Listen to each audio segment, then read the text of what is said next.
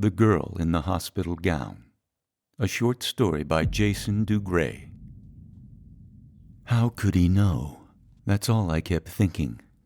There's no way in hell he could know. I didn't believe in ghosts, so that wasn't a good enough explanation. But I had to admit, this was very strange indeed. I hadn't been a father for very long in the grand scheme of things, about 5.5 years to be exact, but I was pretty good at it. My kid and I were like two peas in a pod. We loved all the same things, Lego, Star Wars, which was a good thing, since we spent a lot of time together. You see, I'm a stay-at-home dad.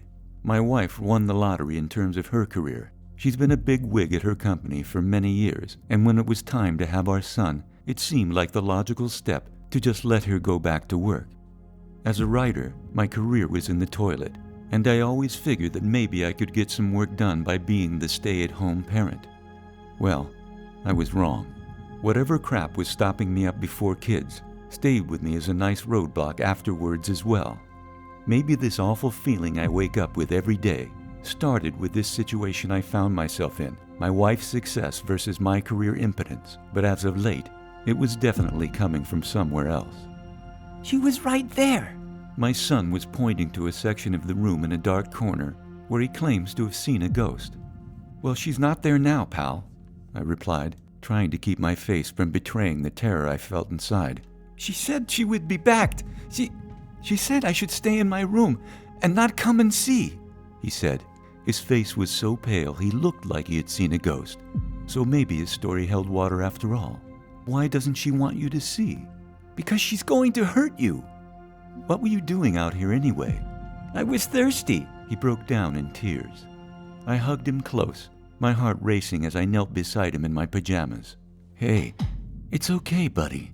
Hey, listen, I think it was just a dream. I lied. Something wasn't right. Something was off.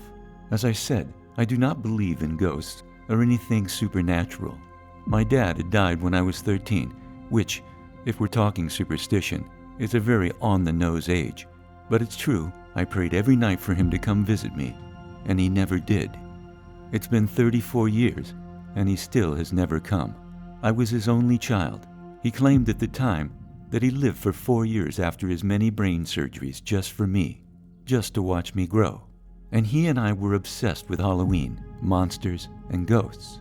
If there was ever a person to come back and haunt another person, it would have been my dad, coming back for me. But he never did. So, I stopped believing. But right now, this kid, my own son, has just described to me the image of the ghost of a person that he would have no way of ever knowing anything about. Her name was Alice, and she's dead because of me. I want Mommy. Mommy isn't coming home until tomorrow, pal. Shh, it's okay. Hey, let me make you some pancakes, okay? We might as well stay up now. It's almost dawn. This calmed him a bit. "'Kay," he squeaked. But I wasn't okay. My world was upside down. The affair happened as all affairs happen, unexpectedly, but not surprisingly. I think deep down, we all have it in us to cheat on our significant others. It's just that some people have an inclination more than others. And, I might suggest, we're all only as faithful as our options. Well, my option presented itself at the park. Our kids were playing, and we started talking. Leave it to my kid to play with the kid in the park who has the hottest mom. We exchanged numbers because our kids were getting along so well. One text led to another, and soon I was sneaking into the bathroom to send secret messages. It was dangerous and intoxicating, but it was still innocent.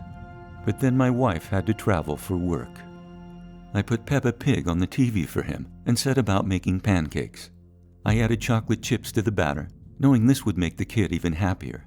My mind raced, and my hand was still shaking as I flipped the first pancake over. How could he know? He met Alice, sure. We were at playdates together. That's not what freaked me out.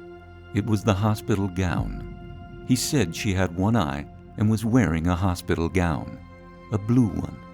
It could just be a coincidence, but... Ah! Smash went the ceramic bowl full of batter as I ran out of the kitchen. I was in the living room in a flash, but Josh wasn't in front of the TV anymore. He was on top of the bookshelf. Get me down! he cried. "Okay, I'm coming.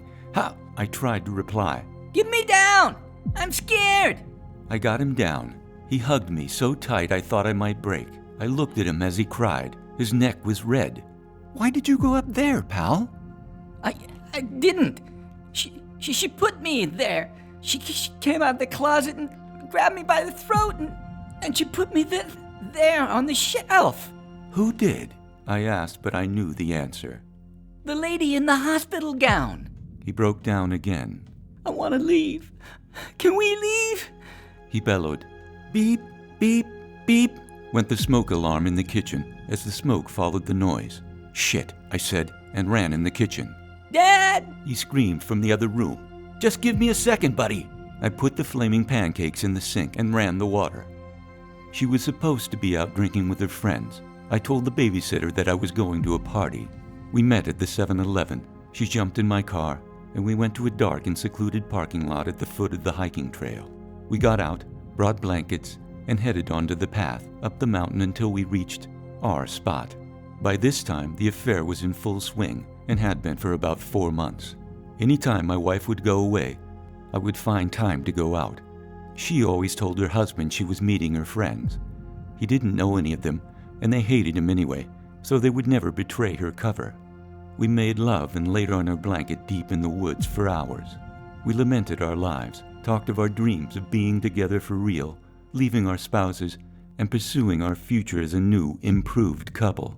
I never told her that I would never let this happen. I loved my wife. I resented her for being successful, but I loved her. I loved our life. I just needed some excitement outside of my stay-at-home monotony, and this was what presented itself. I leapt in and figured it would all work itself out. But this is why, much to her lament, that I never let her come over to my house, even though we could definitely get away with having sex in my room while my son slept. I didn't want to get caught. I wanted no trace. It's why we were in the dark woods on this Monday night in early June. Suddenly, low at first, but growing louder by the second, there came a noise of a large group of drunk people heading our way. Teenagers, probably. Shit, let's go. I panicked as they approached. Why? They don't know who we are, she assured me. But I was really panicking. I made us get up and grab our stuff.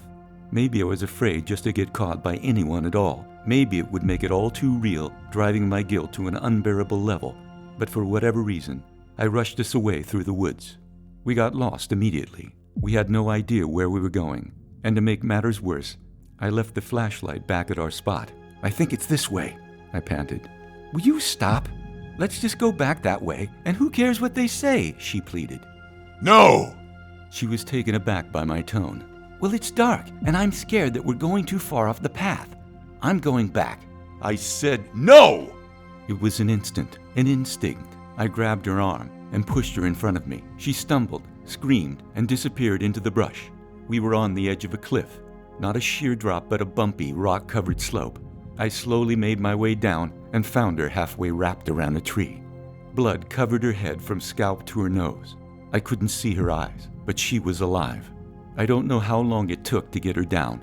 I was on autopilot. Same for when I dropped her outside of the emergency room. In the car, she was incoherent. She couldn't even form words. She had no idea what her name was, and she didn't even know the year. I thought it would be safe to leave her there. If she regained consciousness, I would figure that out then. But for now, I threw her phone in the river and left her at the hospital. I visited her one time. I snuck in and watched her sleep.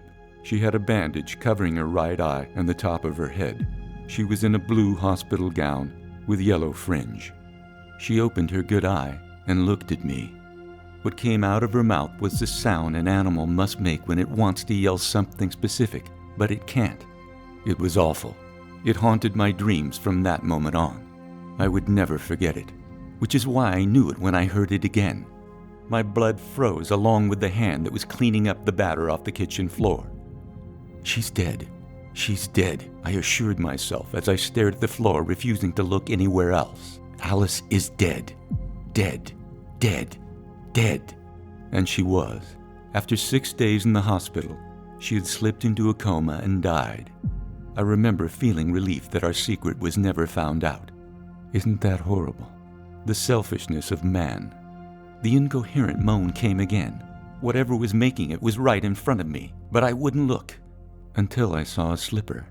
My son's slipper. It was him, so I raised my head.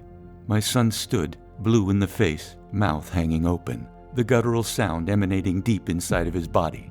Behind him, Alice, in her hospital gown, held him by the throat and was emitting the same noise out of her own mouth. Half of her head was sheared off, leaving one piercing eye looking right through me.